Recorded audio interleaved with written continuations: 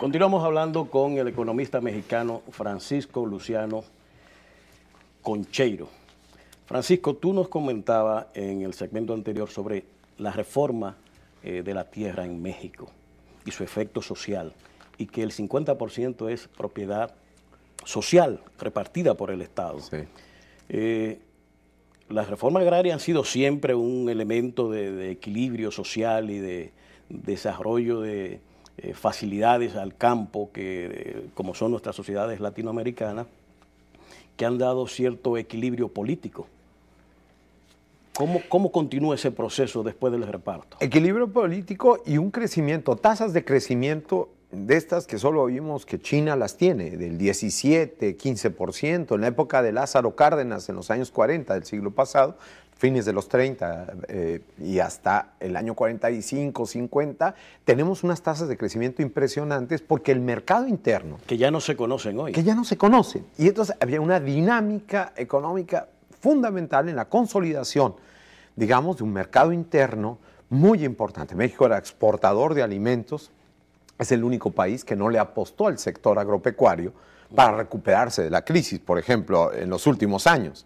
Sí. ¿Sí? En México el Tratado de Libre Comercio, para irlo ligando con la cuestión que nos había quedado antes, la condición que pone Estados Unidos para entrar al Tratado de Libre Comercio era acabar con la reforma agraria, permitir la privatización.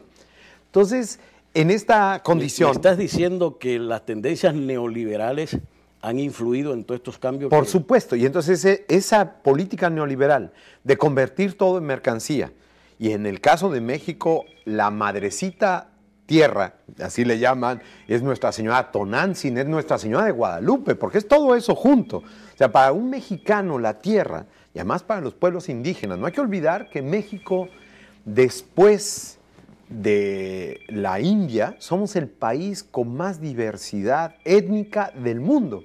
Entonces, en esta perspectiva, acabar con la tierra, con la propiedad social, es acabar con nuestra cultura, es plantearnos una destrucción de una base material que alimenta al mundo. Si yo digo que el 30% tiene por origen, si ustedes ven el maíz, el frijol, si ustedes ven el tomate, bueno, y podemos decir, no, el trigo viene de Asia y después de Europa, pero tiene esos. Y el trigo... Pero son productores de trigo, ¿no? No saben, somos productores, tenemos uno de los trigos con más alta productividad del mundo, trigo, digamos, el trigo duro que sirve para alguno para galletas, pero sirve también para alimento de ganado en una parte, etcétera. Somos en ese sentido competitivos hasta con Estados Unidos y esto, porque además uno de los centros de investigación sobre trigos para zonas semiáridas se encuentra en México también. Por eso está bien decir que el trigo, aunque no sea nuestro,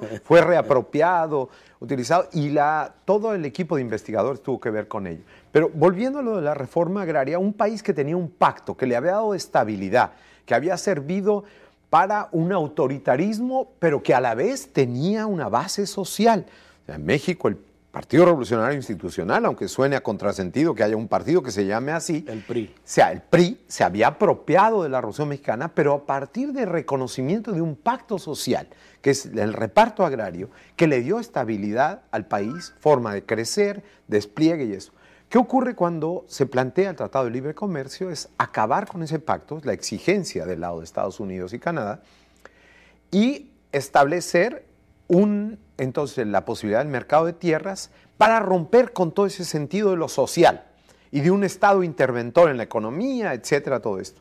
Bueno, ¿cuál fue la respuesta que hubo en el país? Primero, ninguna. Todo el mundo estaba asombrado, azorado. Sí, eso de que lo inviten a uno a ser del primer mundo, puedes controlar a más de uno, puede emocionarlo, ¿no? Podríamos decir. Pero el 1 de enero de 1994, en la esquina del país, los zapatistas tocaron a la puerta del país y dijeron, ya basta, por dos razones. Contra el Tratado de Libre Comercio, porque iba a acabar con nuestra economía, y no estaba mal, acabó. Y segundo, por la defensa de la reforma agraria y por los principios de la Revolución Mexicana. Entraron a la disputa por la historia. ¿El movimiento zapatista es quien pone la voz de alarma en México sobre el Tratado los de Libre. efectos del Tratado de Libre Comercio. Exactamente. Es el primer movimiento, uno lo recuerda por otras cosas, porque además fue muy singular, ¿no? Podríamos decir, Claro es que una sí. guerrilla inédita en sus principios, en su forma de ser, de expresión, de los planteamientos que tiene, pero nos olvidamos que las dos razones escritas por ellos mismos, por las cuales se van a la rebelión, ¿sí? Es abiertamente el tema del Tratado de Libre Comercio. Ellos anuncian esto. ¿Qué nos pasó con el tratado? Lo diré en tres. A ver, perdón, por ejemplo, sí. vamos a Claro, ver. no, ¿Qué sí. efectos en productos que son proverbiales en México, como el maíz, el frijol, Sí. el trigo, el arroz? ¿Qué efecto ha tenido en México el tratado? Importamos el 85% de nuestro arroz. Ustedes eran autosuficientes. No solamente éramos exportadores de arroz, no es por nada, pero teníamos un arroz, sobre todo en la parte de Morelos y eso, que se exportaba, nada menos a donde saben consumir buen arroz, que era Sí. aquí, a las Antillas. No, Llegaba arroz mexicano. Llegaba arroz mexicano. Bueno, no, se ha acabado, ahora importamos arroz malo, arroz quebrado, arroz que no sirve ni siquiera para nuestros guisados. Bueno, estamos en un problema de eso. Pero lo increíble es que estemos importando. ¿Pero qué ha pasado entonces si esa situación se ha dado de que el Sí, 85% claro. de la producción de esos... no, de arroz, de es arroz. el más exagerado. El Empecé más por el más exagerado. Bien. 25% de maíz y casi el 50% En del frijol. Bueno, Por de todas decir los maneras, tres productos. Eso implica un desplazamiento de los recursos campesinos. Por supuesto. ¿Dónde están? Los campesinos están siendo exportados a Estados Unidos, llamémosle así. Sí, hay una exportación de otro Sí. producto, que es el de la gente misma, ¿no? Se nos está yendo a Estados Unidos porque del 500,000 a 600,000 personas, todavía del 500,000 son 300,000 gente del campo.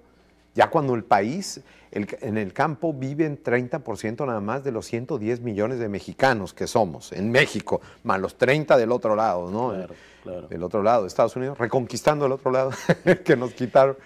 En los años 80, principios de los 80, la maquila mexicana, pues según tengo entendido, empleaba menos de 300,000 personas. Al año 2002, según el dato que tengo, estaba en 1.100.000. No son esos mismos los campesinos que al desaparecer la producción arrocera, al disminuir la producción de frijoles y maíz, han emigrado a las ciudades y se han adosado a las maquilas. Y son los mismos que pasan del otro lado. Yo agregaría, la rotación de personal en la industria maquiladora es de 115% anual. Ya, cuidado, estamos hablando de una renovación permanente, ¿sí? Y la renovación tiene que ver con que se van a otros lugares porque no aguantan en la maquila. O sea, uno dice, la maquila tienen un poquito mejor de salario, eso, pero no hay quien aguante ese régimen laboral. El salario de las maquilas esa en México intensificación. es ¿Perdón? mejor que el salario del campo. Es mejor que el salario, mucho mejor que el salario del campo, pero además es donde juntan el dinerito para el que los pasa del otro lado sin problema.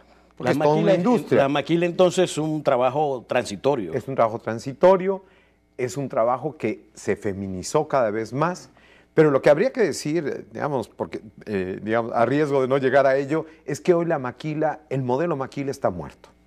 Porque el asunto a nivel internacional ya no está solo sobre los salarios, sino sobre la productividad. Claro. Y en México no estamos compitiendo para nada en el aspecto de la productividad. Y nuestros salarios ya no compiten con los de los chinos o la gente de la India o de otros países que en términos del modelo maquilador pasan a sustituirnos. Entonces, singularmente, del 2002 al 10, la cifra está en 850,000 ya, o sea, ha disminuido. La maquila, que fue el gran proyecto en 8 que nos años vendieron, ha disminuido, sí, y ha disminuido no solamente en términos digamos, de los trabajadores, sino también de su importancia, el volumen de la exportación.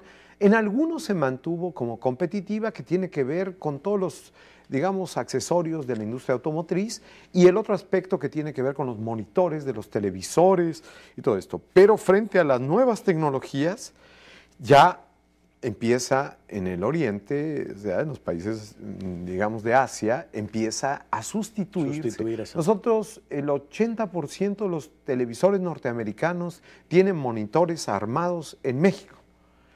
No es poca cosa decir eso, imagínate la de televisores.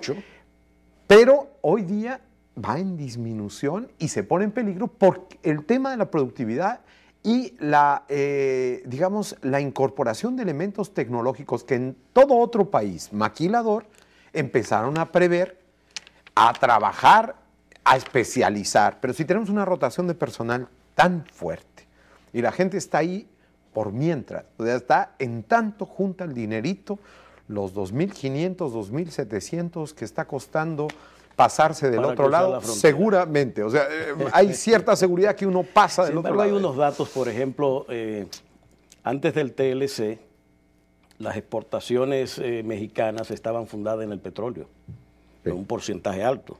El TLC ha cambiado, según los datos, vamos a decir, la información que se da es que ha reducido a un 10, 12% la participación del petróleo en el volumen de exportación. Pero el 80% de esas exportaciones es de maquila.